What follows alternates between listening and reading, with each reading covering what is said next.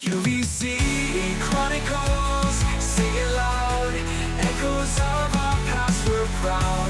From the heart of Bangalore to the world we soar. Hi, hello, namaskara. Welcome to UC Chronicles, an initiative by UCGA. I'm your host Keshav Karthik, and today we have with us a true trailblazer with us, a scientist, innovator, entrepreneur, educator, all rolled into one. A true example of what happens when deep technical brilliance meets visionary leadership. He's none other than Dr. Shekhar Sarukkai. He pursued engineering here at UCE and with an MS and PhD in computer science from Indiana University, he began his journey at NASA Ames Research Center. Later, leading groundbreaking work at HP Labs as the chief architect of eSpeak initiative. He went on to co-found Confluent Software, Securent, and most notably Skyhigh Networks before its merger with McAfee. Today, he continues to inspire as a lecturer at UC Berkeley through Sarukkai Social Impact Award, supporting projects that drive meaningful change. It's an absolute honor to have him here. Sir, at UC Chronicles, we believe nothing beats a first-hand introduction. So we would like you to introduce about yourself in your own words. The stage is all yours. Namaskara, Keshava. Manakam, Namaskar, whatever languages you speak, and very nice to meet you all. And it's a great initiative. Just before this, I was talking to Keshava to see how long you've been doing this. Sounds like it's a great initiative because it helps the students who are aspiring to join engineering or already in engineering to see what's possible. And all of us come from different backgrounds and uh, different paths, but we all share a common road. And I think for all of us here, part of that road is UVC. And when I when I was in college, it was before all of you were born, 15 years before Keshav was probably born. Yeah. But things have changed in some ways and haven't changed in many ways. But the journey is what matters in the end. I think what you do in the process of the journey is just a byproduct of what you do in life. So great, happy to be here and answer any questions you have. Awesome, awesome. So let's get started with the primary question. How were your upbringing days? How was your childhood and days at UC? Wow, that's a loaded question in the sense I can go on just with that for an hour. But very briefly, I mean, I come from a large family. My father was a professor at the Indian Institute of Science. Um, and so, sort of middle class family, our aspirations were, I mean, in those days, I started at UC in 88, graduated in 93. Mhm. And, UC is really the only game in town. I mean, now I hear there's like dozens of colleges. Yeah, yeah. But so it was not. It's not like we all had a choice. Our goal was to stay at home with large family, having fun. We stayed in the IIC camp. Interestingly, I was in the first batch of the computer science program, so Uh-huh. there's a lot of self learning in that process. Yeah. But four of us in a class of only 25 or 26 students were children of IISc professors. Oh, I So, see. Okay. so we were all neighbors and in the IISc campus. So it's a very different uh, time in some sense, where life was simpler. But UVC had that same kind of uh, non-flamboyant but meaningful relationships. Um, you know, um, Ways to learn, and I think that still is something which I remember fondly. Awesome, awesome, awesome. I happen to fortunately have interviewed Mr. Surya Prakash Kononuru. Oh, I yes, guess yes, yes. he's one of your classmates back then. That's right. Uh, That's right. yeah, he had shared a wonderful anecdote regarding how he had transitioned from electronics to computer science being in the first batch, and it was That's a right. huge leap of faith. So I happen to recall that one small moment of him. Yeah. Yes, yes. Yes, yes. Awesome. So it's amazing to hear such old days, how you're there and how UC was there back then. It's inspiring to see. Yes, sir.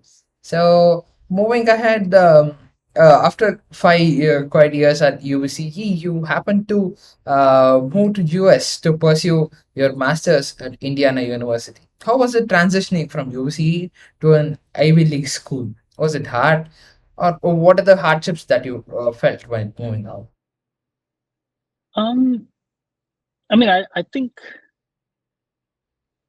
it varies for different people. I think for me, the experience was actually um, very rewarding in some sense, in the sense that Mhm, you you come from that, UEC is not that well endowed, right? I mean, as a government organization. So the labs are, I'm sure things have changed now. mhm, Labs, teaching, all of that uh, some areas where it could be better, but by and large, the foundations were very solid. And so I don't think from a technical perspective, I had a big leap because I think the way you learn, and in today's world, I think definitely it's a democratization of how you learn. I mean, I think it doesn't matter yeah. which school you go to, everything is available online. You have customizable ways to learn with Gen AI. And so I honestly don't believe, and even in those days, I don't think it was a significant leap for me or a challenge. In today's world, I don't think that's going to be the make or break for how far you can go in your career. I Mhm, had a bent in terms of having an interest in research, maybe because of my dad, and being in that environment. So I always wanted to do a PhD, and so sort of evolved that way.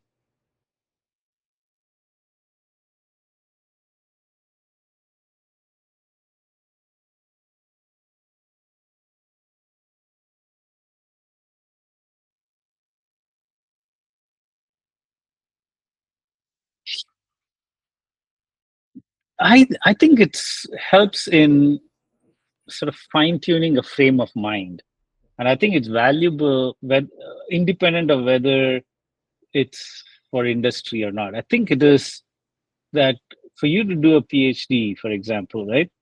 It requires you to focus on one problem very deeply, understand how others have tried to address the problem, find a way in which you solve the problem in a manner where you can defend your approach, either on a solid theoretical foundation or showing that you've actually got proof that what you're doing is actually, better, or is increasing how the industry is progressing, right? I mean, so in that sense, I think it's very valuable skill set. I think it allows you to take a problem, go deep, and articulate it as well. Right? I mean, when you defend it, you're saying, okay, this is the problem. This is why I chose it. This is how I'm going to solve it. And this is why I think I'm different and better, and how the industry is better because of what I've done. Right. So that rigor, I think, is important. It can help you in any scenario, any thing you do in life. mhm. Okay. Yes, yes, yes. That's an interesting perspective, and it's a wonderful way to put it. Thank you. So, looking back at your journey from being a NASA AMS researcher to becoming a global tech entrepreneur and educator, what core values have you anchored through change and uncertainty? Um, if I have to choose one, it's probably clarity of thought, because a lot of times, you know, you're thought process gets muddled or it's half baked, you're not really addressing some of the core issues because you're just trying to uh, do the expedient thing, perhaps, right?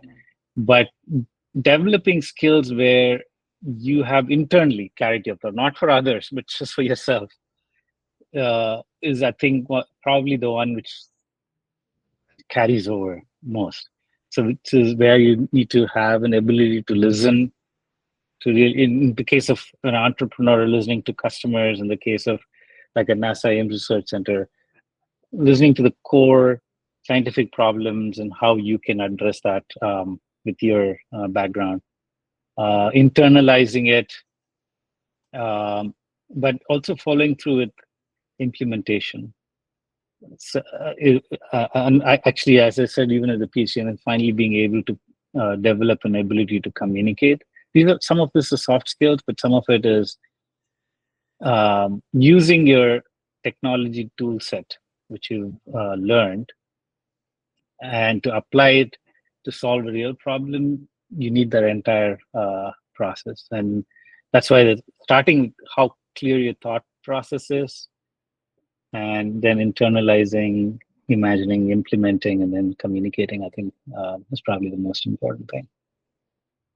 Yes, yes. I'm sure those skills would have been very useful, and it speaks for itself of where you stand now.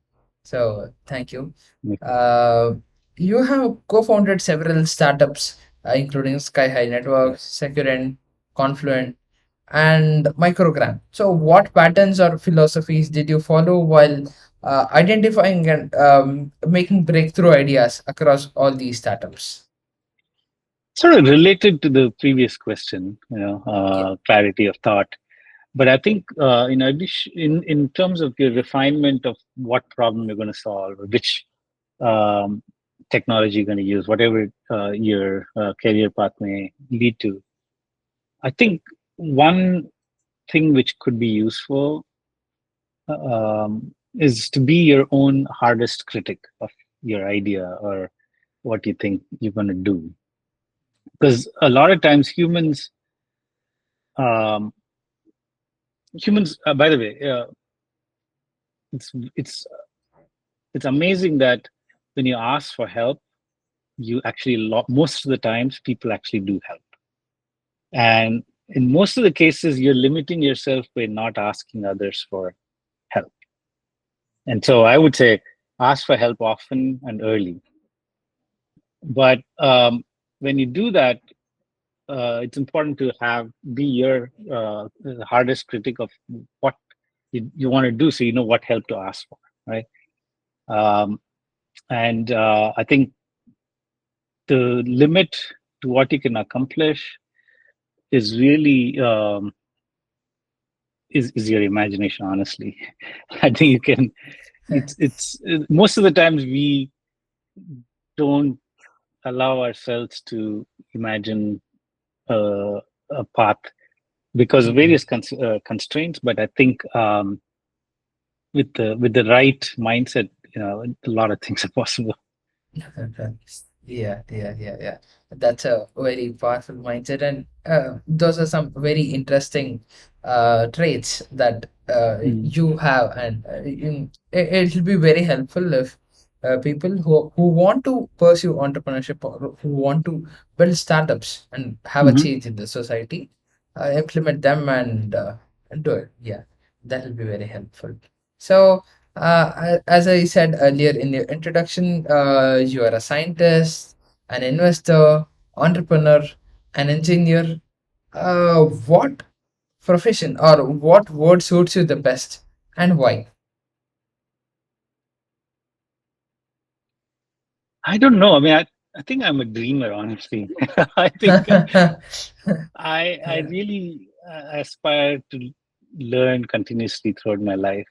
That's the way I've seen, even, I mean, going back to your first question, right, the way I've seen my father live his life till the last day of his existence. He was fascinated by Ramanujan's work in mathematics. And so there's no time which is too late or too early to think about a problem, find various ways and you can address it. And I don't believe, no, I don't think you should think of any problem as being too small for you. And it's true for even as an entrepreneur, you have to be able to be ready to do anything. If you have to be a janitor for the day, you have to do it. That mindset of being um, freed of boundaries we impose ourselves on what you should do as an engineer or at a certain status in society, all of that has to be discarded, I think, to really get the fullest potential of yourself. uh, that's at least the way I've looked at it. Yes, yes. I feel that's a very honest answer. So, what I particularly find nowadays is our generation students have a very monotonous approach in life. They Yeah. come to college, study engineering, or do any random degree, go out to the market, earn money. That has been the story for most of the students out here. Hmm. So I feel the very fact that we should dream of things that we should do, and we should work towards it rather than doing some other thing just for money, is a key thing that we need to focus on, and it's a very, I mean, proper thing, right? No, it's So actually liberating, and I think yeah, engineers over the last couple of decades have been spoiled by having this big company mindset, and it's actually in other fields. Even let's say a doctor in some sense is an entrepreneur. Their customers go to them, not because they're part of this big company, like Microsoft or something. yeah, They go to them, create a relationship. The doctor is evaluated every time they interact with the patient, and so they have to have an entrepreneurial mindset. Their business is essentially the livelihood is dependent on how they do themselves for individually. And in the engineering world, I think it's become a factory model, where you just generalize what your skills are, and then you become part of this machinery. Um, that certainly pays, and it's worked. So I don't blame that mindset, especially for a lot of cases it may be valid. But I think the risk is with the evolution of Gen AI and how it can potentially shake up the job market. You have to not have that I'll be part of this big company mindset.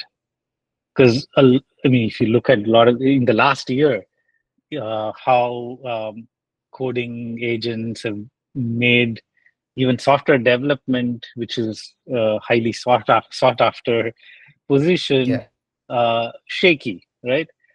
Because IT was always great in saying we'll automate everybody else except ourselves, right? We are the knowledge yeah, workers. yeah. We can make machinery which will, don't need other people to do work, but that's Uh-huh. coming after us in IT. True, Your true, jobs true. are on the line. Yeah, And at that point, the skill sets you'll need are actually going to be a holistic view and going back to almost an entrepreneurial mindset where you have an idea, you know what your skills are, what you need to develop, and there's the way you learn, the way you um, apply technology can fundamentally shape what the next 20 to 30 years is going to be from a job market. From I think even from an Indian IT industry perspective, the whole services world can shake up very significantly. So you can look at it in two ways. Right? One is, oh wow, that's a big risk. I don't know what I'm going to do with my career. Or you can yeah, look at it as an opportunity. yeah, And I think you should look at it as an opportunity to say, okay, if things, anytime there's an inflection point, or things are changing, that's when it's an opportunity to innovate, to imagine new ways of doing things, and create your value. So, in that sense, while taking and having these steady big company jobs is still good. I think a lot of students should also think about the entrepreneurial mindset. Yes, I completely agree with that point. If everybody wants a very solid foundation or a very stable job mindset, who is going to impact and change the world? Who is going to bring that entrepreneurial mindset? Yeah, Yeah, and I think the stability of jobs itself is questionable. Is all I'm saying. In a big company, exactly. in Yeah, the IT true, world, true. yeah. Yes, yes, yes. I agree with the fact, and yeah, I completely relate to. So Mm. yeah, moving ahead, Microgram stands out. Its focus for empowering rural entrepreneurs through microfinancing. What Mhm. inspired you to do that social impact, and how do you see technology bridging gaps in rural India and in rural people? Yeah, I mean, I think obviously having lived my formative lives in India and then moving here, I've seen all the disparities in the haves and have-nots. And every time I visit India, I see that it's becoming better, but there's still a long way to go. And in fact, I would say the disparity problem is one of the biggest problems in the world, and it's Mhm. actually accentuated even in the US. If you look at the Bay Area where I live now, the people in a select few companies are doing really well, and everybody else, including teachers, workers, they can't even live in the area because it's so expensive, right? So that disparity is a destabilizer for societies. And the interesting thing is one's ability to excel in what they do um,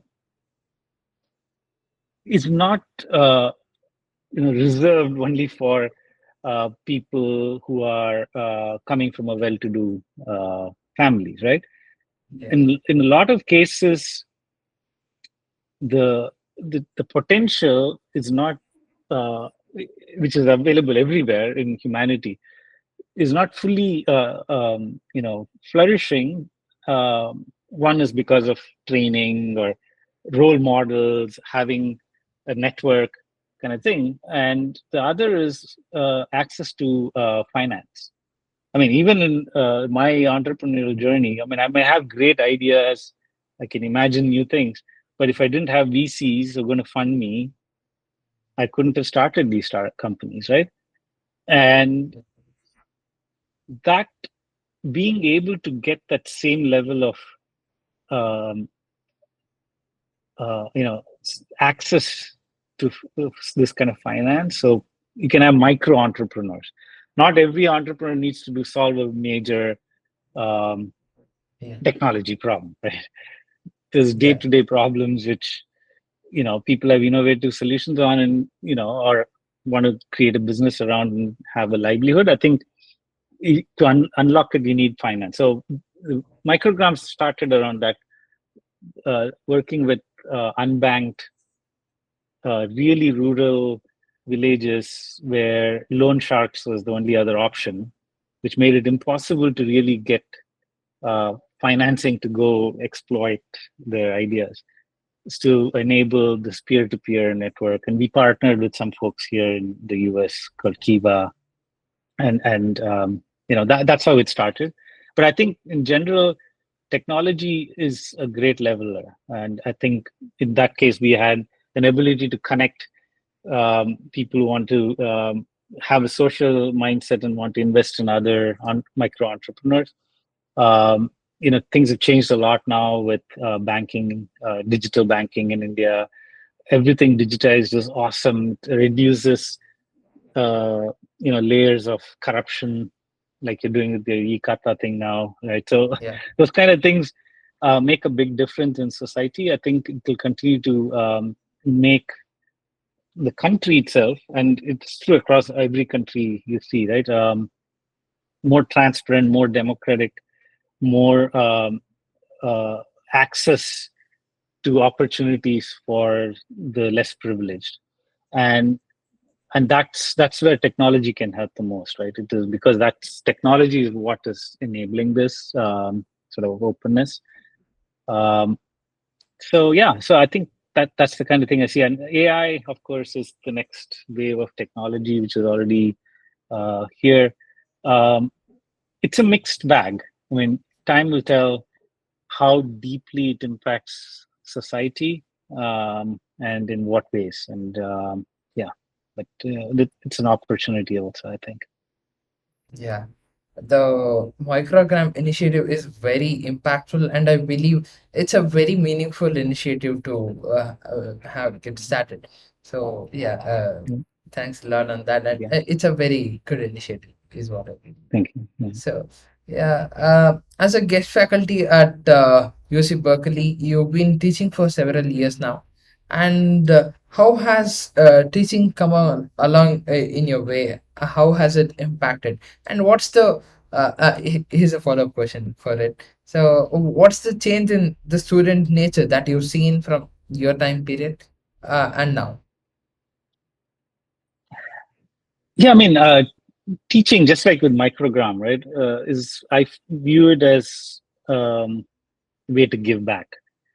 I think there's a African saying, right, proverb, which is, if you want to go fast, you go alone. If you want to go far, you go together. And to me, it is about how do you enable um, society in general, or the next generation, or anybody, to go far. And to go far, each one defines how far they want to go, where they want to go. But it is a way of how can I help in that journey? Because you know that you can go far only when you're going together, which means that you need a support network. Like you need a UVC alumni network. Um, Yes. you need that fabric which can guide, help, in that path. So in that sense, it's been. Very strongly believe in that, and I think I'm just trying to do my part in helping, and obviously, I've been in the Bay Area for since '93, so 30 years. Yeah. Um, so this is my home now, and Berkeley is the premier. I would say, it's like what UVC was in those days. Even now, right? It's probably one of the only government engineering college, or one of the few. In Karnataka? Yeah, It's one of the most premier government engineering yeah. colleges, even. So Yeah. Berkeley is like that. It's a government. California state sort of does that. Every state in the US has some great public Mm, university. So this is that. So it's a way for me to engage and give back and work with that. So I think that way it will help, and it keeps me challenged. I'm a lifelong learner, as I said. So yeah. doing this actually has been a blast for me. So, Wonderful. Wonderful. So, yeah, moving ahead, tell us a little about the Sarukkai Social Impact Award that has been there at UC Berkeley. yeah, I mean, it goes back to a couple of comments earlier around microgram and others. I think it is that I think technology um, can be viewed as a way to make money, or as a way, and it's not an either or, but or technology as an enabler to make societies better. So doing technology for good is important, right? You need people, not everybody, but you need people who are motivated to really think about the biggest societal issues in context, within the region, within country, within world, within the universe, wherever. Um, so we talked about disparity. It can be around sustainability or health, or even governance, transparency. So this is a way to encourage students to not become so enamored by the big companies and doing technology for technology's sake, but not lose sight of why you are engineers. there's obviously skill sets you can do a lot of things, but at the core of it has to be why why why does the world need technologists? In what ways are you making this universe, this world better? And that kind of thinking is what I wanted to encourage. Um, so it's purely, to help students think about the societal good, people who are underprivileged, the environment, whatever else which can lift all the boats, as technology evolves. Nice. That's a Mm. very good advice. Thank you. So, moving ahead, what's one book or a couple of books that you've come across several years that you would like to recommend the present generation? Oh boy. I mean, I have some biases around the technology side, but to me, honestly, I know you're in your question, you didn't ask this, but one of the things you asked is book or other activities. Yeah. Uh, I so I can put a circle back into where we started. Yes, I'll yes. probably use that path. Um, so when I was growing up in Bangalore, right, I actually used to learn mridangam. Oh, I see. I Nice. I learned from Vidwan T.A.S. Money. He used to be very, very thing. And if I hadn't been an engineer, I probably would have tried to be. I don't know how good I would have been. At, would have tried to be in a percussionist. Oh, Really, okay. yes. and and in fact, I think that uh, may have contributed to um, my evolution, my career as well, because you, as a percussionist, you're constantly listening to the rest of the people, the singer or whoever else you're playing with. So really listening is one of the core skills of a good percussionist. Um, and it, as a percussionist, you see rhythm in everything. I I still have the very bad habit of tapping. I can hear all kinds of patterns, and I start doing stuff. I see. Yeah. It can be annoying to people who are working with me, but that rhythm in executing, rhythm in your life, rhythm in how you're going about your daily thing is a very useful skill for me. I think even in as an engineer, how you execute on a daily basis, what you look for, what you don't. And by the way, you do miss it by its absence.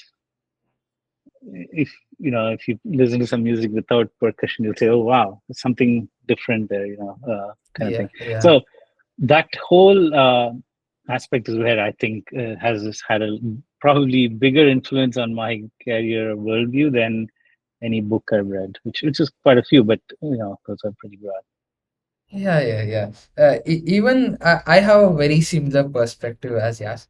So I'm a fond lover of music, and Oh, nice. I find I find music, rhythm, all going hand in hand, and I recognize patterns in music as I do in real life. Oh, So nice. Perfect. yeah, so I thoroughly resonate with you on that fact, and it's purely amazing on And seeing people like you. Yeah. yeah, and it's actually universal. In fact, in the Bay Area, I'm part of this global percussion ensemble. It's like a Okay. group of us, Cuban, African, Persian, Indian drums, and the kinds of things you can communicate and collaborate on with just percussion, with no language, Yeah. commonality or something is just you can do a lot with that rhythm. So Yeah, yeah, yeah. Awesome, awesome. So, as a pioneer in cloud security, enterprise networking, what emerging fields or what emerging trends you believe will fundamentally reshape the cybersecurity landscape in the next couple of years? um, see, humans. are increasingly taking a backseat, I think. If for good or not, I don't know. Time will tell. And if you come to the Bay Area, um, in SF, Waymo has this driverless Yeah. cab. Yeah. So it's a very, touristy thing. People want to go and sit in this car and see, wow, there's no driver, but it's actually taking you around. Yeah. So, and it's obviously spreading to other places. I mean, let's leave alone all the issues around the societal impact of it, because jobs and what people do and so on. But independent of that, AI is already making life or death decisions, basically. And it's not an experiment, it's in the real world. And there's some people who said, oh, it's never going to work.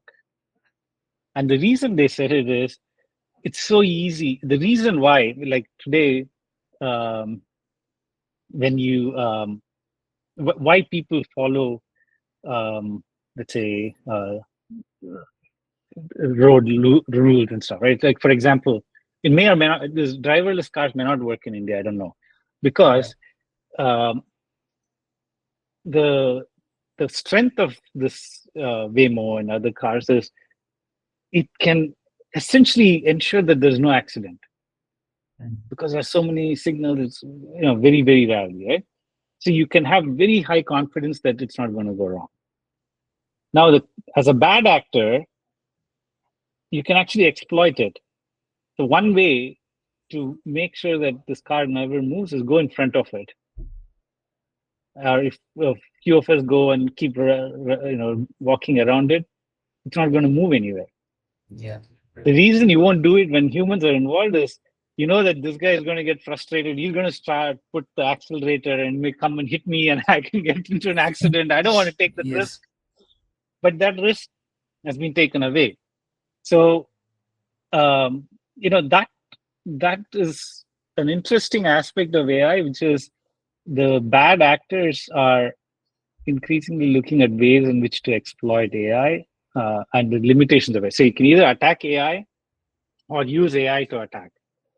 And the what the offense and defense part, and I think the even warfare, by the way, in the physical world is largely driven by AI. In fact, a lot of the the leaders in Air Force, for example, are shocked at how well an autonomous fighter aircraft can evade and fight war games better than human piloted aircraft. So if the world becomes where AI is better than humans, and it's already doing it in driving, it's in airplanes, many times it is, then the question is, the offense and defense are happening at the speed of AI, not at the speed of humans. So by the time a human even understands that there is a problem, the war may have been fought and decided. Yeah. And that's the world I think we are headed into. And it's not, I mean, I just gave that war as an example, but it's true for anything in the enterprise, in your own personal ways in which you interact with information, or how people may exploit you with deep fakes, or with AI generated music content, copyright issues. All of those are going to fundamentally boil down to ethical computing. I think that's an area where, if push comes to shove, and going back to the autonomous car example, right? Yeah. if there is a thing where it says, okay, either the passenger in the car is going to get killed because this mob is coming, let's say, or another car is speeding towards you, or you steer the car away and you may kill somebody else on the street. Mhm. It's no longer a computing question, it's an ethical question. So how does the AI decide which path to choose? How does it decide which, I'm just using again life as an example, which life is more important than another? right? So those kinds of ethical questions have to be taken into account by AI, and cybersecurity is very front and center of that. I think because all of the issues around protecting humans from AI, AI from humans, AI from AI, privacy, detecting deep fakes, giving you more confidence in the digital world you interact with every day. All of that is going through a significant rework, if you will. And I think cybersecurity, in fact, humans themselves, if AI is going to do all of this, then what is the value of IT, like in an enterprise? It's Yeah. about, I mean, there's various different takes of it, but it's almost like the new hybrid work is not work from home and work from office, but it is a hybrid world where agents and humans work together, and where you're partnering with other agents and so on, right, to complete a task. And so that whole notion of how you manage, all of these AI in the context of what humans want out of it is a very latent emerging challenge, which I think will be even more important over time. Awesome, awesome. It's exciting, eye-opening, Yes. and daunting at the same time. Yeah, thank you. So now we've come like ahead of what we were thinking, and like it's like a sweet spot of around 30 minutes. So Yes. let's conclude with one of this question. Okay. What would be one piece of your advice that you would like to give to the students of UVC and any other students who are trying to make their mark in the upcoming time? Hmm. I would say um, have that confidence in oneself and the grounding in what what you've learned and what you're capable of learning.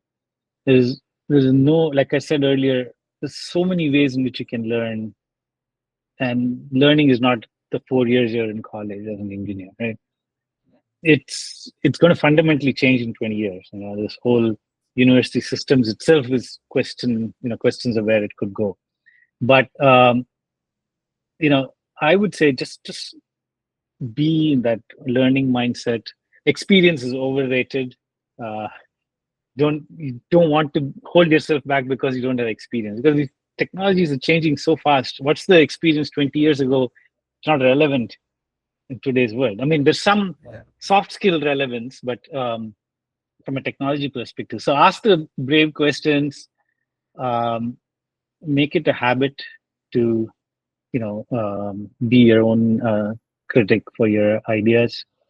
Don't Other thing people say, oh, I have a very simple idea, or it's too crazy or something. It doesn't matter. I think as Dr. Pauling was a double Nobel laureate. He said the best way to get a good idea is to have a lot of ideas, right? So that's the mindset you should have. Because Yeah. but once you have it, go deep, find find your network, ask for help early and often, which I mentioned before. um, there's no shortcut, but one thing I would say is be reliable. So when you take on something, you have to do it. You cannot be flaky, so that ability for people to say that, okay, I can trust that I ask Keshava to do something, he'll do it. I don't have to think about it. You'll find a way, right? That mentality of, okay, you're going to find a way and you're going to meet your commitment is probably the single biggest thing which will help you in your career. Yeah. Awesome, awesome. It's lovely, lovely to hear those words. So I hope all of our viewers would have enjoyed it and would have found out this conversation to be very interesting and very helpful. So thanks a lot for taking out time and giving a very strong advice to all of us out there. And yeah, thank you for your societal impact that you're making, and we wish you do this impact in the upcoming years as well and help a lot of them. Will do, Thanks a lot. Keshwa.